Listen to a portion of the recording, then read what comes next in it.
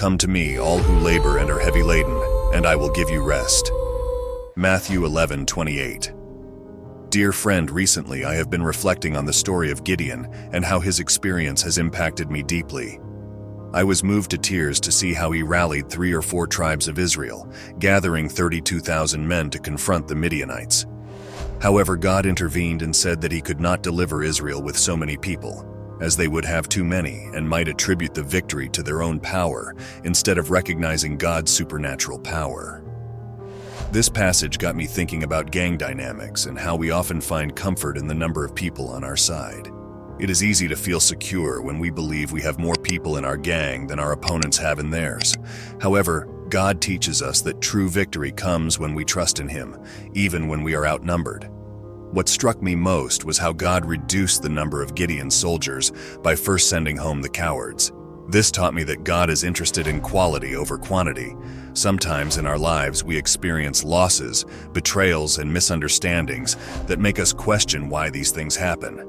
But just as God separated the cowards from Gideon, He may be purifying our path, preparing us for a greater purpose. The story of Joseph is a perfect example of this. Despite being sold into slavery by his own brothers, God elevated him to a position of power as governor of Egypt.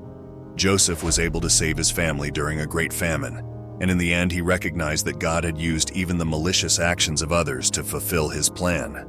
This leads me to reflect on our own experiences of loss and suffering. Often we don't understand why certain people walk away from our lives or why we go through painful situations. But the truth is that God has a greater plan for us and is at work in all things for our good. So instead of focusing on those who have left us or what we have lost, we must trust that God is preparing something better for us. Even when we don't understand His plan, we can rest in the certainty that He is always working on our behalf. It touches me deeply to know that God is working in your life to prepare you for something better. It is a comfort to know that He desires to surround us with people who support us, share our values, and help us grow spiritually. Sometimes this means letting go of those who are not meant to be part of our future. But remember that those moments of loneliness or loss are opportunities to draw closer to God and strengthen our relationship with Him. Matthew 6:33 reminds us of the importance of seeking first the kingdom of God and His righteousness. Instead of worrying about who is or is not by our side, we should focus on following God and trusting Him to take care of all our needs, including surrounding us with the right people. It is common for us to wonder how we can become more accepted by the world around us. Some think the answer is to become more worldly, but the truth is that this distances us from God. Jesus clearly warned us in John 15:18 that the world will hate us because we are not like Him. Following Christ may put us in direct opposition to the world's standards, but it is a challenge we must face as Christians. The Bible teaches us that we cannot serve 2 masters. In Matthew 6:24, Jesus reminds us that we cannot serve God and money at the same time. This applies to any attempt to divide our allegiance between God and the things of this world. We must seek the transformation and sanctification that comes through a deep, personal relationship with God, rather than seeking the passing acceptance of the world. Living as Christians often means facing criticism and rejection, but it is important to remember that the only approval that really matters is that of God. Galatians 1:10 challenges us to reflect on our motivations and who we are really trying to please with our lives. Instead of worrying about making the world love us, we should focus on living in a way that reflects the love, compassion, and truth of Christ in all our actions. I encourage you to courageously live your faith and stand out for your values, seeking to please God above all else. Remember that you are in good company with the many saints and martyrs who came before us, who, despite being rejected by the world, received the crown of eternal life as followers of Christ. The story of the healing of Jairus' daughter teaches us important lessons about faith, trust, and the way God operates in our lives. Jesus did not allow everyone present to witness the miracle, which shows us the importance of setting aside unbelievers and doubters on our journey to faith. It is truly inspiring to see how Jesus, in His infinite wisdom and compassion, made the decision to take only Peter, James, and John, along with Jairus and his wife, into the house where the girl lay. This action was not a meaningless act of exclusion, but rather a powerful demonstration that faith and trust in God's power are fundamental elements in witnessing the most incredible miracles. The detailed account in Mark 5:37-43 shows us how Jesus had to push the crowd aside and remain only with those who had genuine faith to witness the girl's resurrection. This teaching invites us to reflect on the importance of surrounding ourselves with faith, hope, and positivity at critical moments in our spiritual lives, leaving aside doubts and those who can undermine our ability to experience God's miracles. However, it is important to note that this exclusion is not about isolating ourselves or insensitively marginalizing others, but rather recognizing that at certain times we need to surround ourselves with those who encourage and strengthen us in our faith. Intimacy in our relationship with God is fundamental, and He wants us to trust Him deeply and unreservedly, just as Jairus, his wife, and the chosen disciples did. The story of Jairus also inspires us to hope against hope. Despite seemingly hopeless circumstances, Jairus persisted in his search for Jesus, demonstrating an unwavering faith in God's power to change any situation, no matter how irreversible it might seem. The example of Abraham mentioned in Romans 4:18-21 teaches us that true faith goes beyond present circumstances and holds fast to God's promise, even when all seems lost. This same faith compels us to trust God and seek His presence and guidance in the midst of the challenges and difficulties we face in life. Sometimes God works in ways that require us to turn away from the voices of doubt and approach Him with bold and confident faith. This may involve seeking the company of those who strengthen our faith, immersing ourselves in prayer and meditation on His Word, and trusting fully in His sovereign plan for our lives. Always remember that God is at work in your life in ways that you may not fully understand. Sometimes, in order to bring you into a more intimate relationship with Him, it may be necessary to remove yourself from certain people or things that hinder you from growing spiritually. This does not mean that God does not love you, but that He is leading you into a deeper personal relationship with Him. Trust the process, my friend, and allow God to work in your life according to His perfect will. In His time and according to His plan, you will experience His transforming power, bringing life and hope, even in the darkest of situations.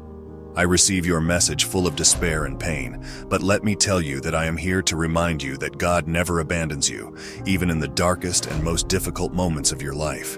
When you find yourself in the midst of the storm, it may seem like everything is against you, but I want to remind you of God's words. If God is for you, who can be against you? Romans 8:31. These words are a powerful reminder that no matter how bleak circumstances may seem, God is with you and fights for you. Your words remind me of the story of Jacob, who faced numerous trials and tribulations in his life. Often, the journey God has planned for us requires significant changes in our lives, including our relationships and spiritual practices. It is a difficult process, but essential to our spiritual growth and our journey toward blessing and the fulfillment of His purpose in our lives. The Bible teaches us the importance of surrounding ourselves with wise and godly people, as mentioned in Proverbs 13:20. These people encourage us, challenge us, and help us grow in our faith. Sometimes this means walking away from friendships or relationships that are not aligned with our Christian values and principles. It is not an act of judgment or arrogance, but an obedience to God who seeks what is best for us. In addition, the practice of personal prayer is fundamental to our relationship with God. Jesus Himself withdrew to solitary places to pray, as mentioned in Luke 5:16. Prayer is a powerful tool God has given us to overcome adversity and find peace in the midst of life's storms. In times of pain and despair, it is natural to seek comfort in prayer. But it is also important to remember that prayer is not only for lamentation, but also to present our petitions before God with thanksgiving, as we are taught in Philippians 4:6-7. This is the key to experiencing the peace of God that transcends all understanding, even in the midst of the most difficult trials. Therefore, I encourage you to reevaluate your company and your prayer life at this time. Disconnecting from certain people and seeking greater intimacy with God in prayer are important steps in your spiritual journey. As you draw closer to God, you will find comfort, direction, and strength to face whatever challenges come your way. Always remember to draw closer to God in times of loneliness or spiritual wilderness, because He may be preparing the ground for something new in your life. Trust in His plan and His timing, and you will find the peace and strength you need to move forward. Your message about loneliness and divine grace resonates deeply in my heart, and I want to share with you some additional reflections that may help you find comfort and hope in the midst of your challenges. Loneliness, when viewed from the divine perspective, is not an emptiness to be feared, but a sacred space that can be filled by God's loving presence. In those moments of silence and pruning in your life, God has the opportunity to work deep within you, transforming your heart and renewing your mind. I encourage you to embrace these moments as opportunities to deepen your relationship with God. Seek His presence with a sincere heart, willing to be molded and used according to His will for your life. Remember that the greatest blessings often follow the most challenging periods when we learn to depend completely on God and not the circumstances around us. Isaiah 40:31 assures us that those who wait upon the Lord will renew their strength. They will mount up with wings like eagles. They will run and not grow weary. They will walk and not faint. God is always working on your behalf, even when you cannot see it right away. He is faithful to complete the good work He has begun in you. Philippians 1:6. God's grace is an undeserved gift that can transform your life in profound and lasting ways. Don't limit God to just one way of meeting your needs. He is able to do far more than we can imagine. Grace can move mountains of shame and despair, calm the turbulent sea of your soul, and fill the empty desert of your life with streams of living water. Remember that grace frees you from the tyranny of yourself and the chains of your past. Ask God's forgiveness for your mistakes and forgive yourself, for God has already forgiven you and freed you from your chains. Live your life with joy and gratitude for the undeserved gift of His grace, and you will experience an indescribable peace and happiness that only comes from God.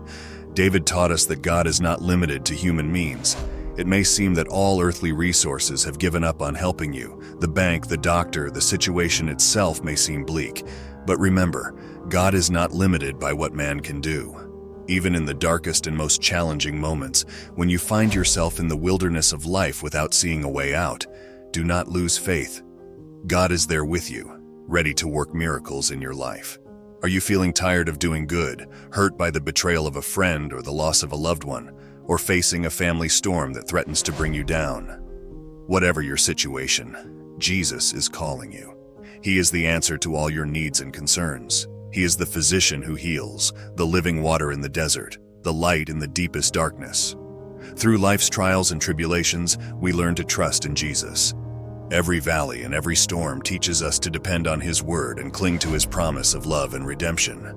Although it may seem difficult in the midst of adversity, never let your circumstances cause you to doubt God's love for you. He is with you at all times, even when the waves threaten to drown you. The message I want to convey to you is one of hope and faith. Although challenges may seem overwhelming, remember that God has a plan for you. He can transform any situation, open paths where there seems to be no way out, and bring hope where there is despair.